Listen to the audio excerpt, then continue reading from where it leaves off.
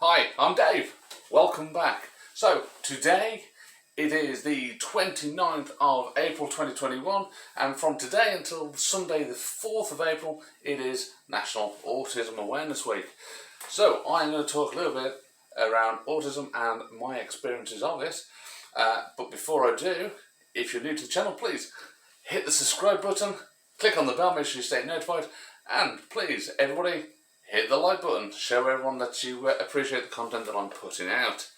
Okay, let's move on. So this will be, unless you see me on a regular basis, this will be the first time I've spoken about this on a public forum. But I have been diagnosed with autism since 2019. That's when I was around 37 to 38 years of age. So there are, if I will, two parts of my life. I've got the pre-diagnosis and the post-diagnosis. Can diagnosis make a difference? I say yes, it can. And what I'm going to do, I'm going to talk a little bit about my experience, first of all today, pre-diagnosis, and this is my upbringing, my childhood, and my early work days. And part two of the video, which I'll put out on Friday, will be post-diagnosis and the coping strategies that I have in place at the moment. So, moving on. What is autism? Autism is a difference in the way the brain works. Another description would be to call people who are autistic neuroatypical. If you consider yourself to be normal with the speech marker, then you would be neurotypical. It's not to say there is anything wrong with people who are autistic. It is simply that our brains function in a slightly different way, and we may have a different way of seeing the world and communicating with it. So, in my childhood, it really wasn't something that you ever knew about. You didn't hear about anybody being autistic, and you certainly wouldn't have considered yourself to be. So, did I know anybody who I knew was autistic? No. I never heard of autism until probably into the 90s. And by the time I learned about autism, my expectations of it were from what was in the press, so or the media, and that means that my idea of autism was it Raymond Babbitt, played by Dustin Hoffman in Rain Man? Yeah. So to me, someone said autism, that was what I thought of, Rain Man. And I never considered myself to be. So, how did I end up where I am now? Well, I was very socially awkward as a kid. So, if any of you ever knew me as a kid, you might go, that makes sense. Okay, so I find social situations awkward. I find them tiring, and I also not keen on the lack of control in social situations. So, as a child, this was very difficult for me. What it meant was I tended to hang around with older kids or grown-ups, and I try and emulate their behaviour, because that's how I see that engagement. It seemed far more structured. You kind of knew where you stood with the grown-ups and the older kids. Children my own age, very unpredictable. I had no idea of social cues. Okay, if somebody's had enough of you, I wouldn't know. I would still hang around. If somebody wanted to speak to you, then I would be suspicious about why somebody would want to be speaking to me, because it wasn't something that had been planned for, it wasn't an arranged meeting. So social life was very, very difficult. And what it meant was that as a kid, I would be one of two ways. I would either be detached from the social situation and remain quiet, and then people wonder what's wrong with you, or I would be talking and not know when to shut up. So I was often seen as being the kid who never shut up. Yeah, I was talkative. Obviously, Also, hanging around with older kids, with my older brother. I was the kid hanging off his coattails. I was the annoyance, the kid who was trying to hang around with him and his mate. So that in itself was socially awkward. And what did it mean for me? It meant that my childhood, I wasn't surrounded by large groups of friends. I tended to have small groups around me. I didn't really have that ability to say, yeah, these are my friends. There were people who I met up with and hung out with, and having that declaration of friendship became very, very difficult for me. Because, as I said, my way of thinking as a child was always, if I know why we are meeting, then I can plan for it, I can be ready for it, and I know what to expect of people. But when people just knock on the door and say you're going to come out and play, well, you don't know. And I've had my fair share of fights or more as a kid growing up because of the social awkwardness. It causes that awkwardness amongst other people around me. That makes me get upset. That means people then take the mickey, and you see how it goes. It ended up with me getting a lot of trouble as a kid as I went through school. So it's just another thing that made life more awkward. And I didn't know what I was going through. I just knew that I found situations very stressful. I found socialising very tiring. And what I also found was that people around me didn't know what to expect of me. As I said, sometimes I can be quiet and withdrawn, sometimes I can just be gobby. But I always saw myself as an equal to pretty much everybody. So if I had a fallout with somebody and they got their parents, well, you know what, I'll just have an argument with their parents. I put myself on their level. That made life a bit awkward as well. It's great with retrospect because I can look back and I can see things, but at the time all you know is how awkward you feel, and it's like you're living without a rule book that everyone else seems to have. So when everyone else just meet up with each other, they know when to call for each other, they know they can just knock on the door and say you're coming down, they know what to say, and they kind of have this instinctive way of interacting with each other that I don't have. As a kid, I certainly didn't have that ability to be able to just ad hoc jump into a social situation and go along with it.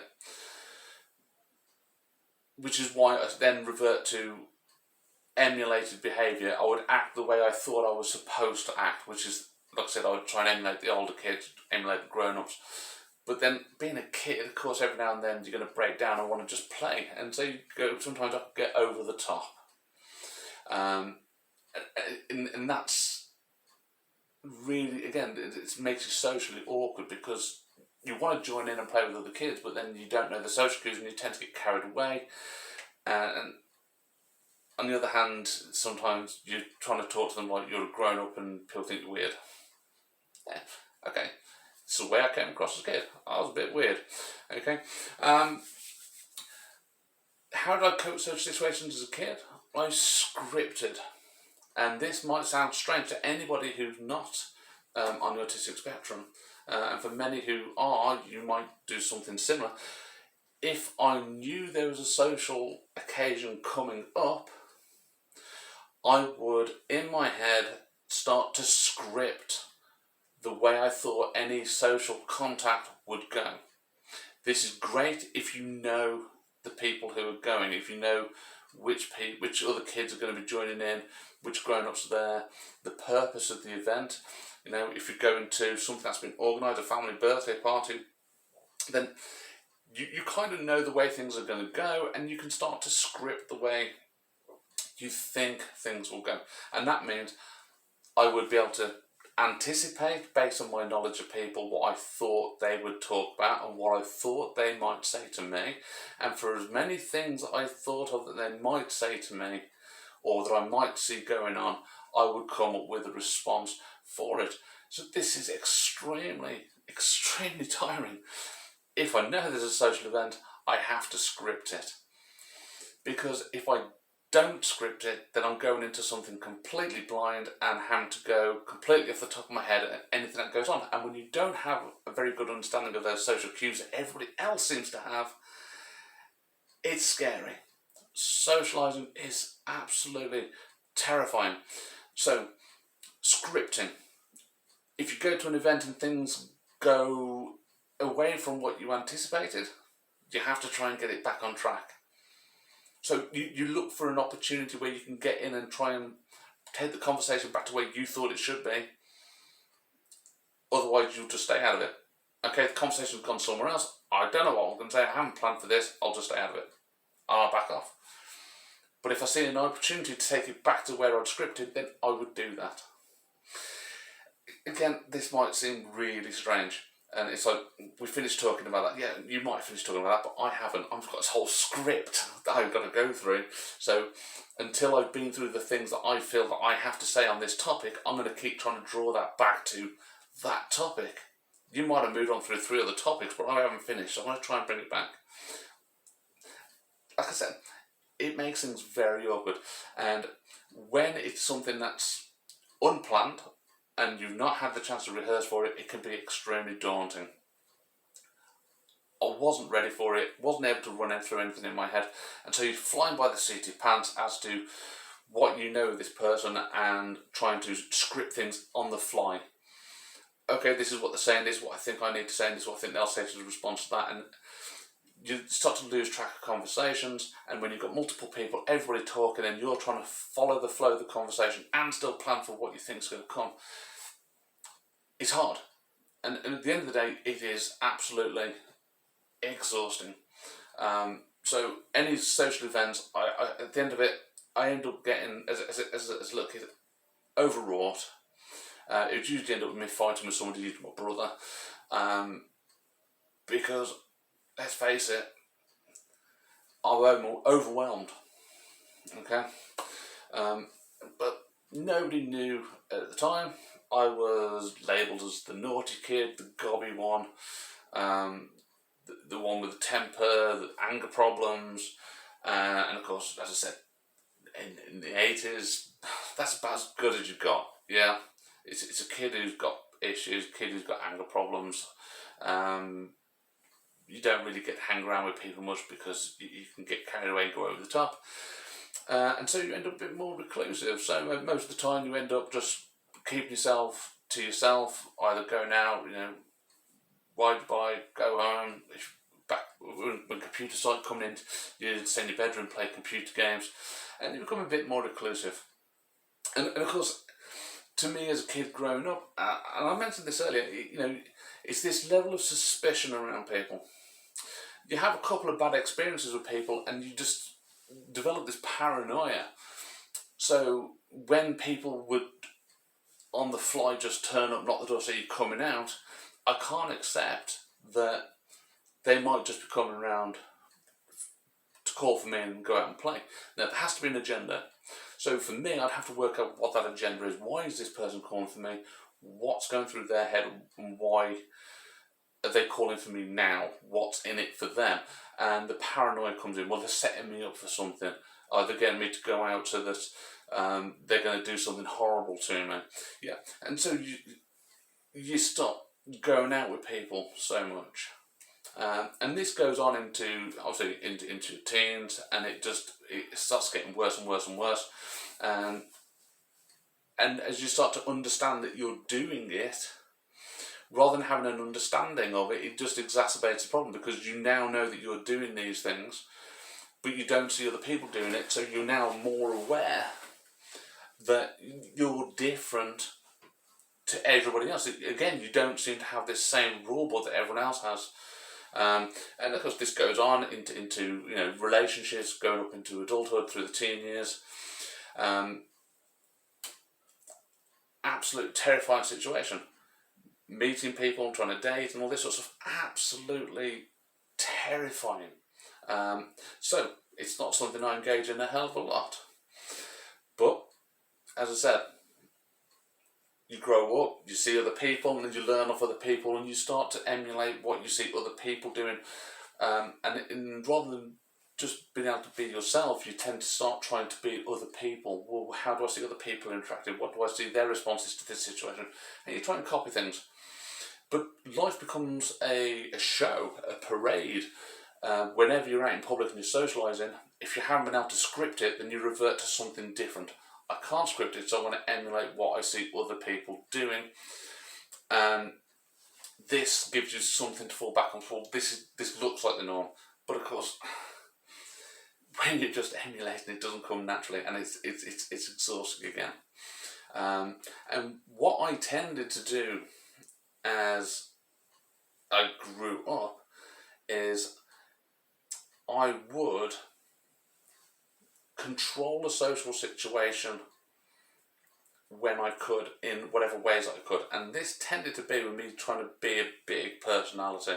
This meant that when I entered a room, either, as I said before, I'd either withdraw and just not get involved, or I would go the other way and I would try and be this big personality. And as I grew up, became an adult, this is what led me to go through certain phases of my life, like going through being a goth and going through steampunk and all these little niche hobbies and ideas and styles which you can go all out with, which make you stand out, but also kind of make the majority of people stand off a bit more from you. This controls that interaction.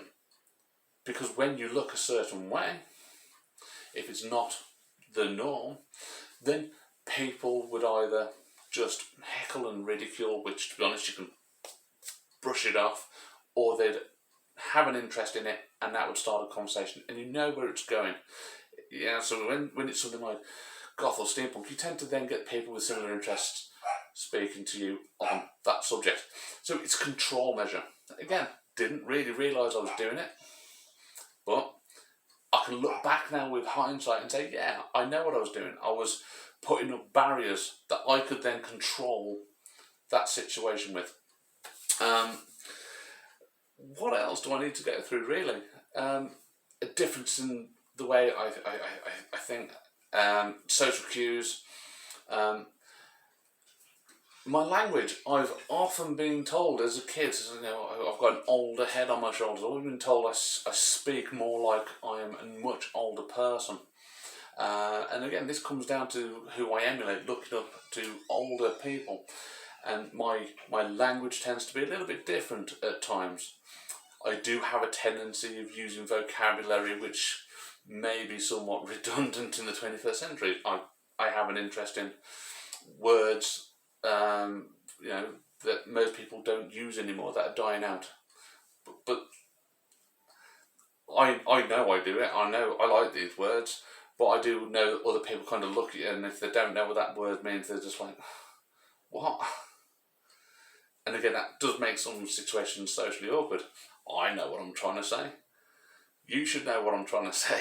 If you don't, I then have a tendency to then maybe over-explain things and look like I'm patronising people. I have, over the years, had something of a superiority complex, that I'm more important than other people. If I'm upset, you need to know about it. If you're upset, why should I be bothered? Why should I care? But again, I kind of knew that was wrong. I knew that wasn't the norm. So you try and emulate empathy. How do you see other people responding to that? It can seem somewhat shallow and insincere, but you know it's what you need to do and what you need to say. And you basically learn to be an actor in order to try and fit in. Been through a string of jobs, struggled with all of them. Mostly because you have to deal with other people. And yet all the jobs I've had have always involved me being public facing, where I've had to put on that show and act in a way that is expected of me. Up until the point where the door's closed and you're with your colleagues, and now it becomes a social situation, and then it becomes awkward. So being public facing and having a way that you know you are supposed to behave helps. Having the social side of it, very difficult. 16 years of the police, and yeah, love the rules, love the regulations, love the training. Leaving training and going into the real world and trying to put the things that you're taught into application where it's completely different, I found very difficult. And dealing with the kind of level of socialisation that takes place with people that you see more often than your family. I mean, doing 10, 11 hour shifts 6 days in a row, having a little bit of time when you're sleeping to get over night shifts and then going back to work. Yeah, that socialisation is very tiring. So I had a lot of, I want to say, difficulties, a lot of learning experiences, and I kind of adapted, as I said, and found my own way through, found how to copy the behaviours that I thought were necessary, but every now and then the self shows through, the awkwardness comes out, you get the funny looks of people, like, there's something not quite right, and of course you try and then repress it again, and again that's just even more frustrating and even more tiring, and it really runs you down. I did, in the end, I'm retired now. I'm retired because I was diagnosed, just before I was diagnosed with autism, I was diagnosed with post-traumatic stress.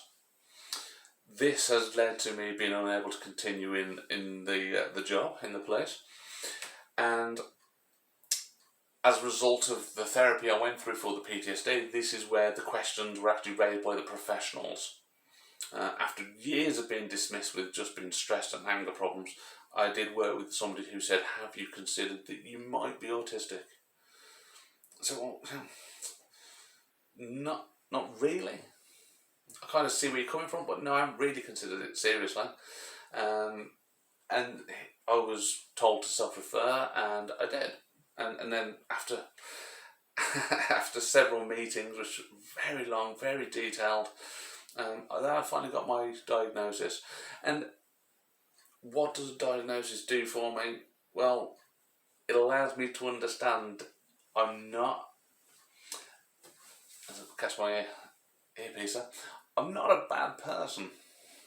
Now, as a kid, as I said, I grew up with this mindset from others that I was the bad kid, I was the naughty kid, the gobby kid, I was the socially awkward one, I was the one that people didn't really want to be around.